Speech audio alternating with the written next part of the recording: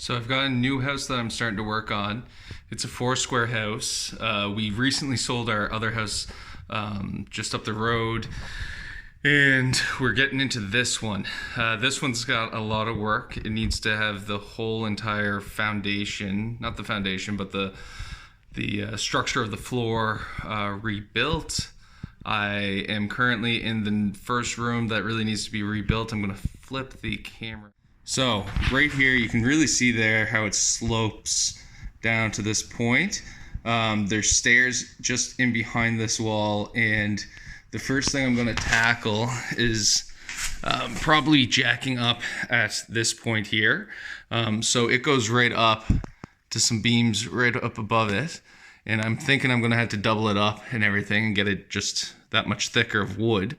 So that when I jack it up from down below, it'll have additional support to push up into that space. So that's my number one, is I'm going to try and get this jacked up. But before that, I had to clean up the floor here to be able to then open up a space to cut in so that I can start looking at below. And I'm going to have to do I've already been underneath crawling, so I'm going to have to do a pony wall between two cement piers, which a large carrying beam is on right now, but the carrying beam has gone from like 8 inches, and that's like a true 8x8 down to like almost like 2 to 3 inches.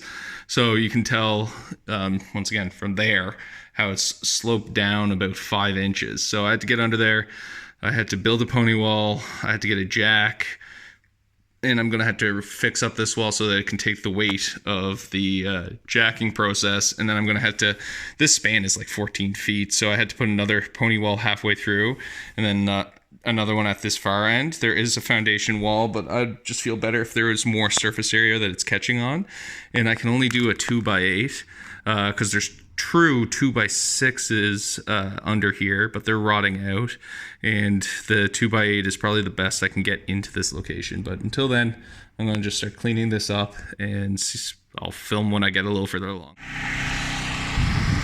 So another thing I'm doing is just tearing up this deck. I've almost gotten it all, and then I'll make a step going in. As you can see, the doorway looks wonderful.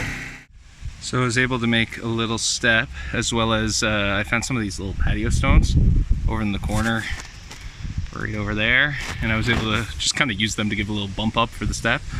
This is just temporary. It's to make it a lot safer for me to bring all the junk out into the yard, which I've already taken apart and taken out some drywall and taken apart the deck and put it over there. So I'm just going to keep going, cleaning up all this mess, and then I'll probably run it through with the Kubota once I'm sure there's no nails, and then I'm going to keep emptying out the house until the boys come. So first day in, I haven't done too much. I just cleaned up the floor in here a bit. I need a sweep tomorrow, so I got to bring a broom with me. As you come around, you can see I showed how it slants in here. This is stairwell and into what's going to be the kitchen, and that's going to be a mudroom. Even though that's the kind of kitchen currently, we're going to make it into a mudroom. There is a lot of water down in the crawl space, so I need to bring my sump pump tomorrow. That's why I didn't even bother getting into cutting the floor, because I don't have a jack yet, and I didn't have sump pump, and I'd just be sitting in water. But this room got cleaned up, so this was really messy. Cleaned up, and the deck is gone, and I have this front step. So I'm in the house day 2. I have one glove. I don't have any others. And I'm going to be working on the kitchen. I had to clean up all the stuff all over the floor. I'll flip this camera around so you can see. And I got a broom, and I'm just going to sweep up. I can't really get into the basement area yet. I need to wait for our money to fully transfer into the bank. It takes till Monday, so I can't really get any of the material I need to start working on the flooring. So I'm just going to clean up stuff, so when I'm finally ready to work on things, it'll be quick. I couldn't find my sump pump this morning, but I did see that it looks like there is a sump pump in the crawl space, but there is almost a foot of water. So I got my rubber boots. They're over there. Crawl space is there. And after I do a bit of a clean, and once it's no longer so early in the morning that I think I might bother the neighbors, I'm going to turn on the generator. I'm going to see if I can get the cord from the sump pump and start pumping out all that water. because then we can finally let it to start to dry down there. And when it dries, I will be able to actually cut up the floor and get in there and start doing work to fix the flooring. And this is how the room looks, the one I'm going to be cleaning up. So pretty messy. There's just a tiny bit of mess in here. I'm keeping some of this stuff, but got the broom today so I can sweep up things.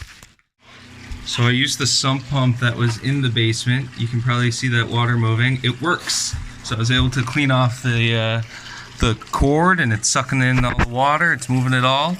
You can hear it. I can't really see it. You can see the waves from it moving along. So I'm going to suck up as much as I can here, and then I'm going to place it further into the center to suck up more of the water, and then we'll let it dry today, and maybe we can get down there tomorrow.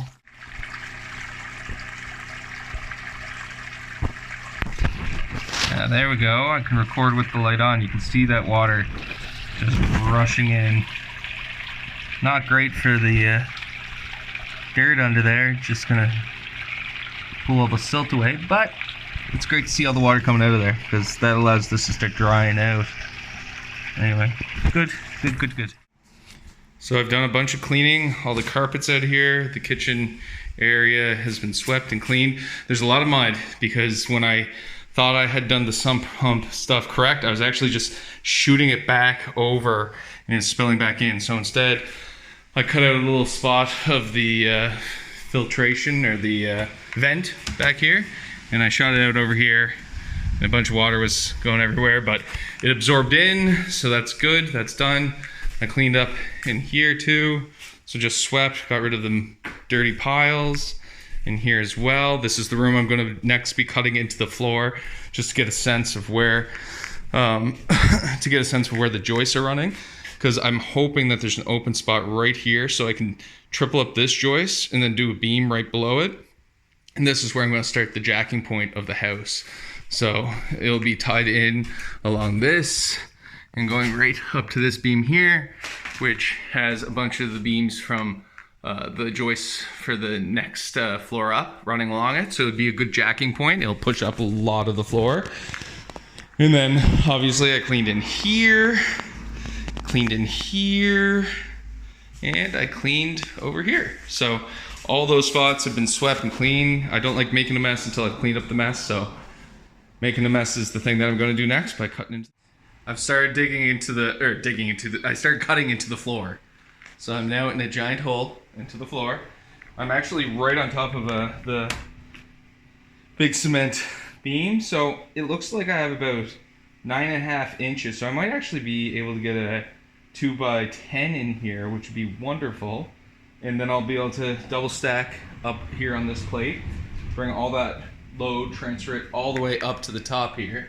And that should help me lift this whole sinking portion of the building. So what I'm gonna do is I'm gonna keep cutting further down here, get all the way across, have a nice big open gap that I can work in, and that'll probably be where I start once I finally have the money that comes into the bank that I can use to buy all the materials I need to keep working on this.